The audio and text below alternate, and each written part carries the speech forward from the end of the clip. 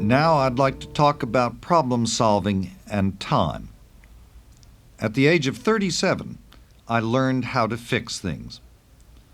Prior to that, almost all my attempts to make minor plumbing repairs, mend toys, or assemble boxed furniture according to the hieroglyphical instruction sheet ended in confusion, failure, and frustration. I considered myself a mechanical idiot, deficient in some gene responsible for mechanical ability.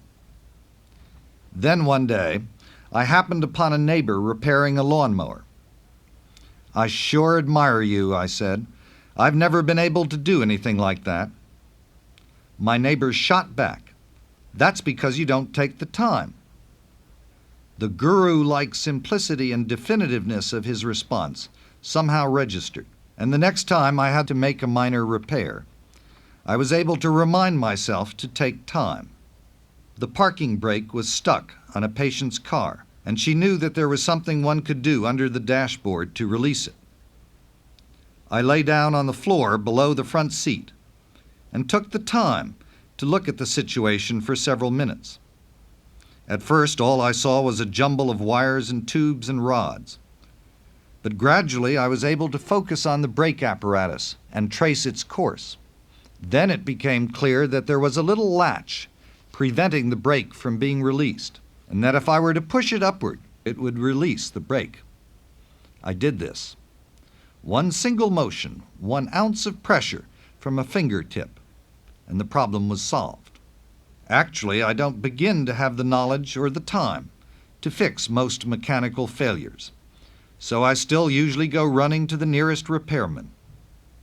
But now I know that this is a choice I make, that I am not cursed or genetically defective, and I know that I and anyone else who is not mentally defective can solve any problem if we are willing to take the time.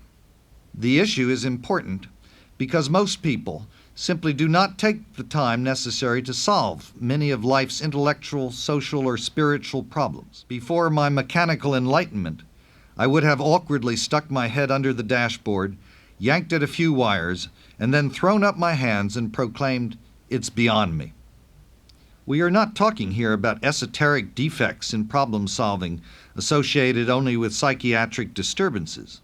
Who among us are so self-disciplined that they unfailingly devote sufficient time to analyzing problems within the family? Who among us never says resignedly, "It's beyond me"?